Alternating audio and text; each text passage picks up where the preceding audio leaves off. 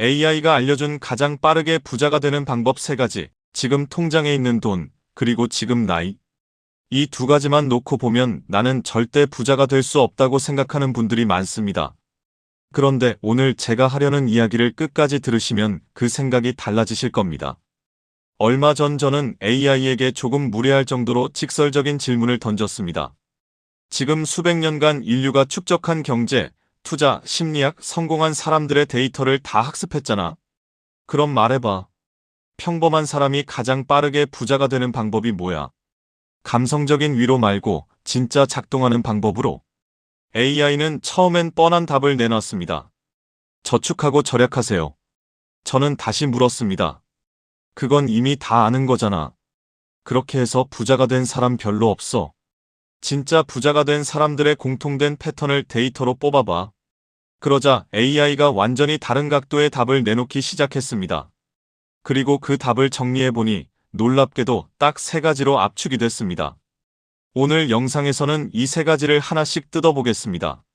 미리 말씀드리면 로또에 당첨되는 법이나 코인으로 하루 만에 10배 버는 법 같은 이야기가 아닙니다.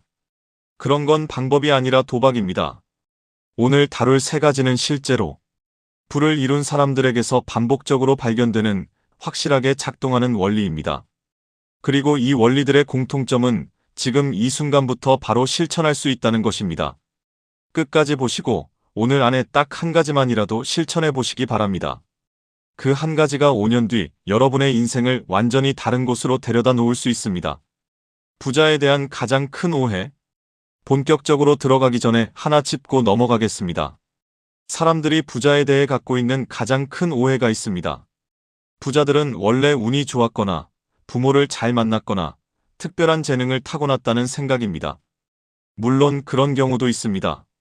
하지만 실제로 전 세계 자산가들을 조사한 여러 연구를 보면 놀랍게도 상당수가 평범한 직장 생활이나 작은 사업에서 시작했습니다. 특별한 것은 재능이 아니라 몇 가지 반복 가능한 행동 패턴이었습니다. AI에게 이 데이터를 물어봤을 때도 똑같은 답이 나왔습니다. 부의 축적은 특별한 재능보다 반복 가능한 시스템에 훨씬 더 크게 좌우된다. 오늘 소개할 3가지가 바로 그 반복 가능한 시스템입니다. 특별한 사람만 할 수 있는 것이 아니라 지금 이 영상을 보고 계신 여러분도 오늘부터 그대로 따라 할 수 있는 것들입니다. 첫 번째 방법, 시간을 자산으로 바꾸는 기술, 복리. 첫 번째 방법, AI는 이것을 시간을 자산으로 바꾸는 기술이라고 표현했습니다. 바로 복리입니다. 이미 아는 개념이라고 넘기지 마세요. 대부분의 사람들이 복리를 안다고 생각하지만 실제로 그 힘을 몸으로 이해하는 사람은 거의 없습니다. 예를 들어보겠습니다. 25살에 매달 30만원씩 연평균 8% 수익률로 투자를 시작한 사람과 35살에 똑같이 매달 30만원씩 투자를 시작한 사람을 비교해 봅시다. 10년 차이인데 60살이 됐을 때 두 사람의 자산 차이는 2배가 아니라 거의 3배 가까이 벌어집니다. 왜냐하면 앞에 10년 동안 쌓인 돈이 그 이후 30년 동안 계속 스스로 몸집을 불려나가기 때문입니다. 이것이 바로 아인슈타인이 복리는 세계 8대 불가사의라고 말했다는 유명한 일화가 있을 정도로 강력한 힘을 가진 이유입니다. 그런데 여기서 AI가 짚어준 진짜 핵심은 숫자가 아니었습니다. 사람들이 복리를 실천하지 못하는 이유는 계산을 몰라서가 아니라 초반 몇 년의 성과가 눈에 보이지 않기 때문이다. 매달 30만원을 넣어도 1년 뒤 잔고를 보면 겨우 몇십만원 늘어난 것처럼 보입니다. 지루하고 성취감도 없고 그래서 대부분 3개월, 6개월 만에 포기합니다. 하지만 복리 그래프를 보면 처음 10년은 거의 평평하다가 그 이후부터 갑자기 가파르게 꺾여 올라갑니다. 이 평평한 구간을 버텨내는 사람만이 그 다음에 급격한 상승 구간을 맛봅니다. 그래서 실천 방법은 이렇습니다. 첫째, 오늘 당장 자동이체를 설정하세요. 월급날 다음날 정해진 금액이 자동으로 투자 계좌로 빠져나가게 만드세요. 남으면 투자한다는 방식은 절대 작동하지 않습니다. 사람은 눈앞에 있는 돈을 반드시 다 씁니다. 그러니 아예 눈에 보이지 않게 먼저 떼어놓아야 합니다. 둘째, 금액은 크지 않아도 됩니다. 처음엔 월 10만원, 20만원이라도 좋습니다. 중요한 건 금액이 아니라 멈추지 않는 것입니다. 셋째, 최소 5년은 계좌를 들여다보지 않겠다는 마음으로 시작하세요. 매일 잔고를 확인하는 습관이야말로 복리를 망치는 가장 큰 적입니다. 단기 등락에 일희일비하다가 꼭대기에서 사고 바닥에서 파는 실수를 반복하게 됩니다. 72의 법칙으로 체감하는 복리의 힘. 복리의 힘을 조금 더 체감하실 수 있도록 간단한 계산법 하나를 알려드리겠습니다.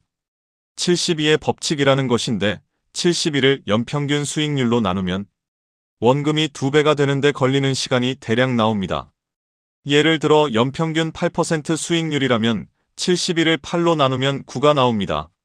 즉 9년마다 원금이 2배씩 불어난다는 뜻입니다.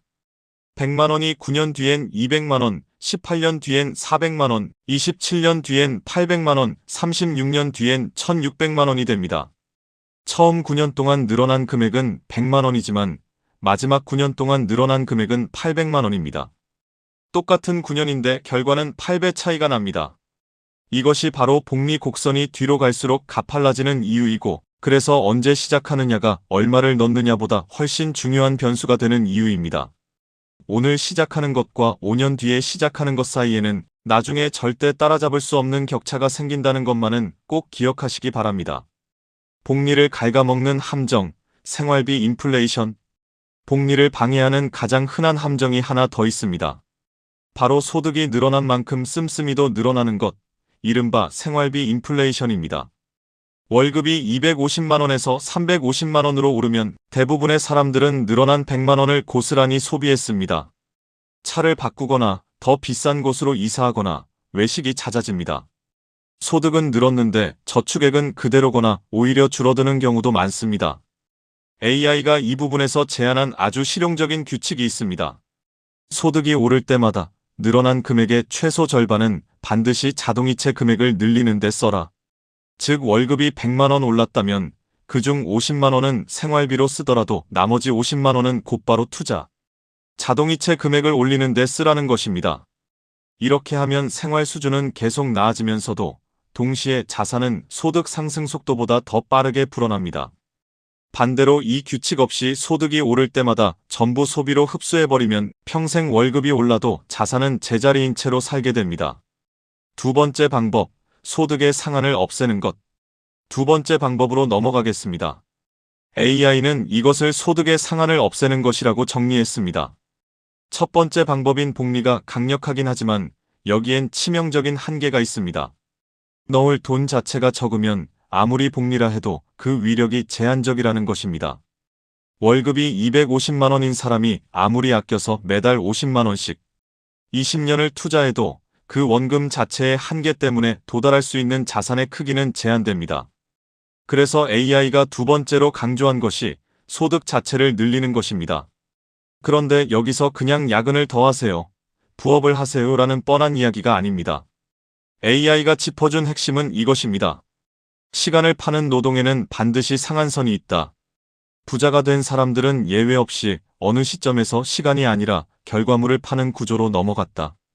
무슨 뜻이냐면 직장에서 시급이나 월급을 받는 구조는 내가 일할 수 있는 시간이 하루 24시간이라는 물리적 한계에 갇혀 있습니다.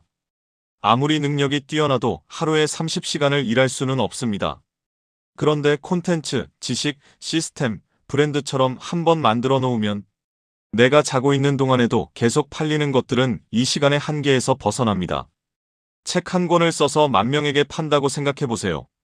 그 책을 쓰는 데는 시간이 들지만 일단 완성되면 그 이후로는 내가 직접 시간을 쓰지 않아도 계속 팔립니다.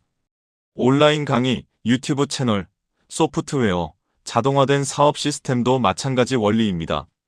물론 이 말을 듣고 그럼 다들 유튜브나 해야겠네라고 오해하시면 안 됩니다. AI가 강조한 진짜 핵심은 매체가 아니라 구조입니다. 지금 하고 있는 일 안에서도 이 구조를 만들 수 있습니다. 예를 들어 회사에서 매번 반복해서 처리하던 업무를 매뉴얼로 만들어서 팀 전체가 쓸 수 있게 만들면 그 매뉴얼을 만든 사람의 가치는 올라갑니다. 자신만 아는 노하우를 콘텐츠로 정리해서 사람들에게 알리기 시작하면 그것 자체가 나중에 상담, 강의, 컨설팅으로 이어지는 자산이 됩니다. 핵심은 내가 자리를 비워도 계속 가치를 만들어내는 무언가를 지금부터 하나씩 쌓아가는 것입니다. 실천 방법은 이렇습니다. 첫째, 지금 하고 있는 일 중에서 내가 제일 잘하는 것, 혹은 남들이 나에게 자주 물어보는 것이 무엇인지 적어보세요. 그것이 바로 여러분이 자산화할 수 있는 지식입니다. 둘째, 그것을 매주 한 번씩이라도 기록하거나 정리해서 어딘가에 쌓아두기 시작하세요. 블로그도 좋고, SNS 게시물도 좋고, 짧은 영상도 좋습니다. 처음엔 아무도 안 봐도 괜찮습니다. 중요한 건 쌓이는 것 자체입니다. 셋째, 3개월 뒤에 그것을 돌아보세요. 처음엔 흩어진 조각처럼 보이던 것들이 3개월이 지나면 하나의 전문성으로 보이기 시작할 겁니다. 그게 여러분의 두 번째 소득, 나아가 진짜 소득의 상한을 없애는 시작점이 됩니다. 현실적인 예시, 지금 하는 일에서 자산 만들기. 조금 더 현실적인 예를 들어보겠습니다. 회사에서 엑셀을 잘 다루는 동료 한 명쯤 있으실 겁니다. 그 사람이 사내에서만 인정받고 끝난다면 그건 그냥 잘하는 업무에 머무릅니다.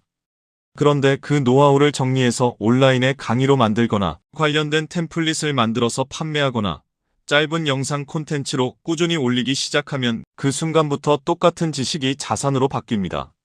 실제로 이런 방식으로 본업 외에 두 번째, 세 번째 소득원을 만든 사례는 셀 수 없이 많습니다. 중요한 것은 처음부터 큰 수익을 기대하지 않는 것입니다. 처음 3개월에서 6개월은 수익이 거의 나지 않는 게 정상입니다. 그런데 대부분의 사람들은 이 구간에서 나는 재능이 없나 보다라고 판단하고 포기합니다. 하지만 이건 역시 앞서 말씀드린 복리와 똑같은 원리입니다. 콘텐츠도 노하우도 신뢰도 쌓이는 데 시간이 걸리고 어느 순간 그 쌓인 것들이 서로 연결되면서 갑자기 눈에 띄는 결과로 이어집니다. 하루 30분이 만드는 1년 뒤의 차이.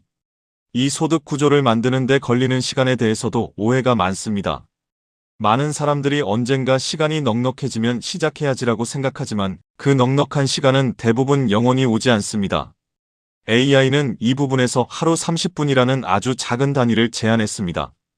퇴근 후 30분 혹은 출근 전 30분만이라도 꾸준히 자신의 지식을 기록하는 데 쓰면 1년이면 약 180시간이 쌓입니다. 180시간이면 웬만한 전문 자격증 하나를 준비할 수 있는 시간이고 책 한 권의 초고를 쓸 수도 있는 시간이며 꾸준한 콘텐츠 100편을 만들 수도 있는 시간입니다. 큰 결단이 필요한 게 아니라 하루 30분이라는 작은 반복이 1년 뒤에는 전혀 다른 크기의 결과물로 바뀌어 있는 것, 이것이 소득 상한을 없애는 가장 현실적인 시작점입니다. 세 번째 방법, 비대칭적 기회를 알아보는 눈. 세 번째 방법입니다. AI는 이것을 비대칭적 기회를 알아보는 눈이라고 표현했습니다. 조금 어려운 말처럼 들리지만 원리는 단순합니다. 부자가 된 사람들의 자산 증가 곡선을 자세히 보면 대부분 완만하게 조금씩 늘어나다가 어느 한 시점에 계단처럼 크게 뛰어오르는 구간이 있습니다. 이 구간이 바로 비대칭적 기회를 잡았던 순간입니다. 비대칭이라는 말은 내가 잃을 수 있는 돈은 제한적인데 벌 수 있는 돈은 제한이 없는 상황을 말합니다.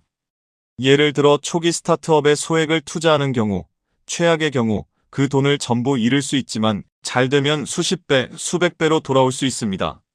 반대로 대칭적인 상황은 예를 들어 안정적인 예금처럼 잃을 위험도 적지만 벌 수 있는 상한도 뻔한 경우입니다. 여기서 AI가 강조한 중요한 경고가 있습니다. 비대칭적 기회를 찾는 것과 무모한 도박을 하는 것을 혼동하면 안 된다. 코인에 전 재산을 넣거나 빚을 내서 주식에 몰빵하는 것은 비대칭이 아니라 그냥 위험 관리를 하지 않는 도박입니다. 진짜 비대칭적 기회는 잃어도 내 삶이 무너지지 않을 만큼의 크기로 충분히 조사하고 이해한 영역에서 여러 번 시도할 수 있는 구조로 접근하는 것입니다.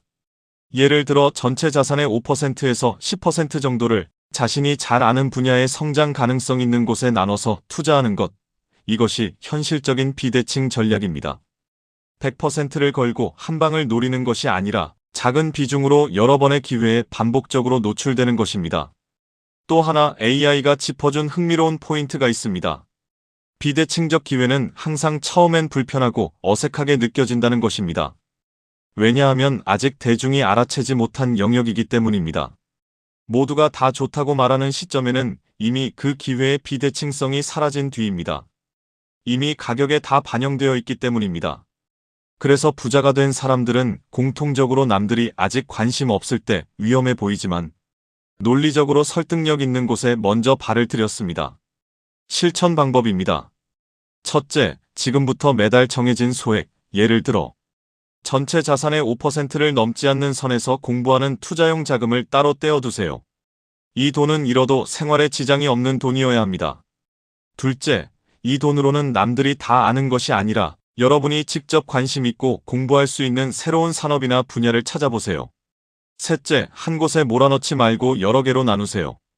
10번 시도해서 9번 실패해도 한 번의 성공이 9번의 손실을 다 만회하고도 남는 것이 비대칭 전략의 핵심입니다. 위험 관리 없는 확신은 도박이다. 여기서 반드시 함께 말씀드려야 할 것이 있습니다. 비대칭적 기회를 이야기하면 꼭 등장하는 위험한 착각이 있습니다. 이번엔 진짜다. 이번엔 대박이다라는 확신에 전 재산을 거는 것입니다. 실제로 자산을 크게 잃은 사람들의 이야기를 들어보면 대부분 이 지점에서 무너집니다. 비대칭 전략의 핵심은 확신의 크기가 아니라 손실의 크기를 미리 제한해 두는 것입니다. 아무리 확신이 강하게 들어도 그 확신이 틀릴 가능성은 항상 존재합니다. 그래서 부자가 된 사람들은 공통적으로 이 투자가 실패해도 나는 여전히 다음 기회를 노릴 수 있는가를 먼저 따집니다. 다음 기회를 노릴 수 없을 만큼 크게 걸었다면 그것은 이미 전략이 아니라 도박입니다. 그리고 실패했을 때 다시 일어설 수 있는 사람만이 결국 그 다음번 혹은 그 다다음번에 진짜 기회를 잡을 수 있습니다. 나는 늦었다는 착각 깨기. 여기까지 들으시면서 혹시 이런 생각이 스쳐 지나가지 않으셨나요? 나는 이미 늦었어. 지금 당장 먹고 살기도 바빠서 여유가 없어. 나는 특별한 재능이 없어서 저런 건 못해. 사실 이 세 가지 생각은 부자가 되지 못하는 사람들에게서 가장 흔하게 발견되는 공통된 문장이기도 합니다. AI에게 이 부분을 물어봤을 때 돌아온 답이 인상 깊었습니다. 이 문장들은 사실 여부와 무관하게 행동을 멈추게 만드는 방향으로 작동한다는 공통점이 있다. 늦었다는 생각은 오늘 시작하는 것을 막고, 여유가 없다는 생각은 10,000원짜리 자동이체조차 미루게 만들고, 재능이 없다는 생각은 노하우를 정리해볼 시도조차 안 하게 만듭니다.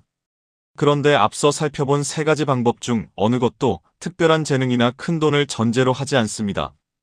필요한 것은 딱 하나, 작게라도 오늘 시작하는 행동입니다.